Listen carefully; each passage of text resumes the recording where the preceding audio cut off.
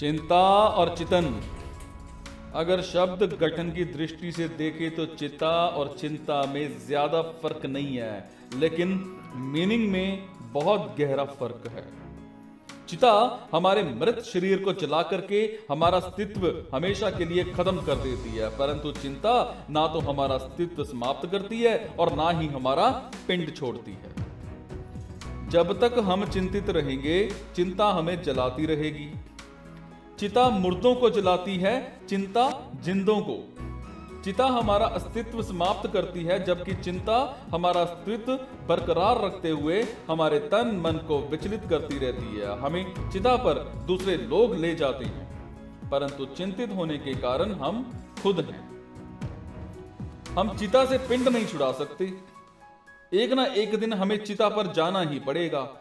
हम चाहें तो चिंता से पिंड छुड़ा सकते हैं, परंतु कम लोग मिलेंगे जो चिंता मुक्त हों। हमें चिंता का कारण और उसे दूर करने के उपाय जानने की बड़ी जरूरत है।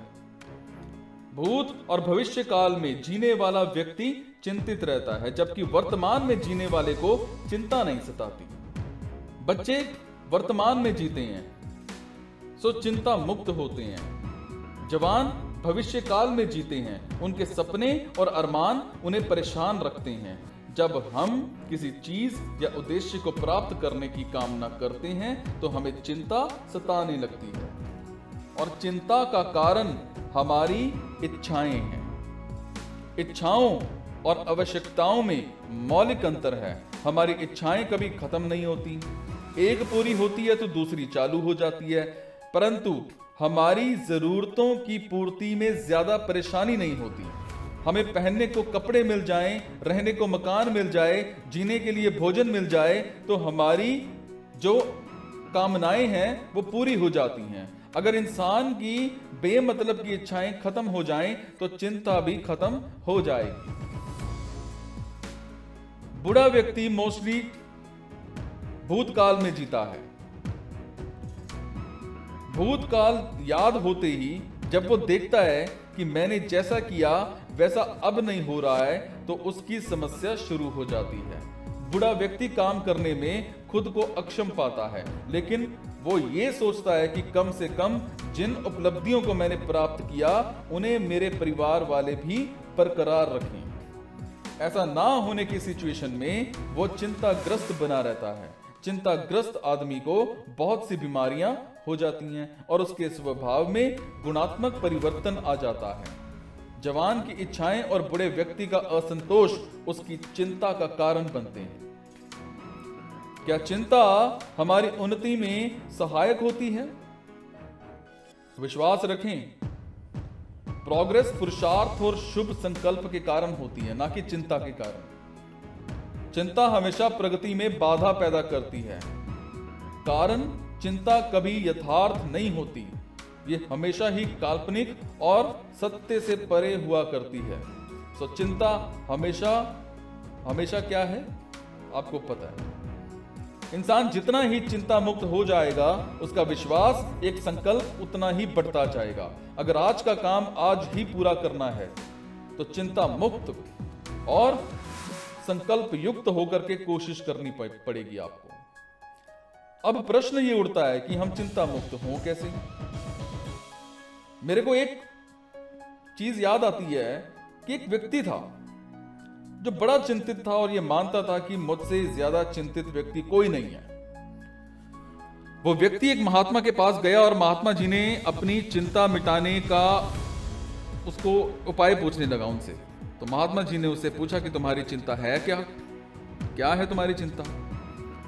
तो क्या होता है जी, उसने अपने पारिवारिक, व्यापारिक और व्यवहारिक चिंताएं बतानी शुरू कर दी। आधे घंटे तक उसने अपनी चिंताएं बताई और महात्मा जी ने बड़े ध्यान से सुनी।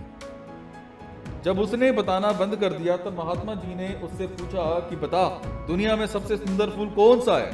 तो उसने बताया गुलाब का। तो महात्मा जी ने कहा, तुमने बिना कांटों के पेड़ में गुलाब देखा है? गुलाब के पेड़ में कांटे पहले आते हैं और गुलाब बाद में। कितने ज्यादा कांटों के बीच थोड़े से गुलाब खिलते हैं। इतने कांटों के बीच भी गुलाब अपनी सुगंध और सुंदरता बनाए रखता है। तो महात्मा जी ने फिर उससे पूछा कि दुनिया का सबसे पवित्र फूल कौन सा है? तो उसने कहा कमल। तो महात्मा जी ने फिर कहा कि बिना कीचड़ के कमल देखा है? सबसे गंदा कीचड़ और उससे निकला फूल सबसे पवित्र। तुमने दीपक देखा है? जो खुद नहीं जलता वो दुनिया को क्या देगा? पत्थर भी भगवान की मूर्ति को जब तराशा जाता है, पत्थर में भगवान की मूर्ति को जब तराशा जाता है तो कितनी चोटों के बाद मूर्ति उभर कर सामने आती है। तुम परेशानियों के कारण अपने को परेशान न समझो, उन्हें अपनी तरक्की और प्रगति का कारण समझो। अगर पहले कांटे ना आते तो गुलाब खिलने की संभावना 0 थी। इसी तरह से अगर पहले कीचड़ ना होता तो कमल उगने का प्रश्न ही नहीं था। दीपक जलने पर ही प्रकाश दे पाया और पत्थर चोट खाने पर ही मूर्ति बना। गांधी ना होते अगर उन्हें अन्याय के प्रतिकार के लिए संघर्ष ना किया होता। सिद्धार्थ भी भगवान बुद्ध ना होते अगर उन्होंने राज सुख, पत्नी सुख, पुत्र सुख ना छोड़ा होता और कठिन तपस्या और साधना ना की होती। गांधी या बुद्ध कभी चिंता नहीं करते थे। समस्याओं को खत्म करने के लिए संकल्पबद्ध हो जाएं और चिंता के लिए जो कोहरा है वो छट जाएगा। देखो, समस्याओं का निराकरण बड़ा जरूरी है। चिंताओं का निराकरण कभी नहीं होता। चिंताएं हमेशा काल्पनिक होती हैं और समस्याएं हमेशा वास्तविक होती हैं। चिंताएं जो हैं वो हमेशा अकारण होती हैं। समस्याओं का कोई ना कोई कारण होता है।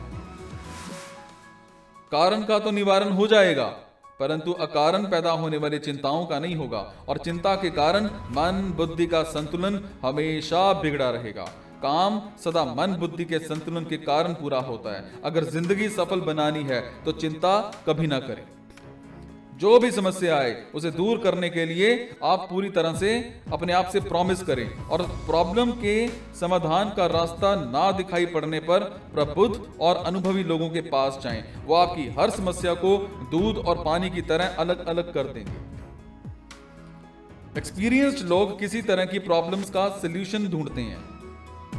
उसका एक एग्जाम्पल है, एक व्यक्ति ने कुआं बेचा, लेकिन उसने बताया कि हमने कुआं बेचा है, पानी नहीं बेचा है, और कुआं खरीदने वाले को कुएं का पानी यूज करने से मना कर दिया।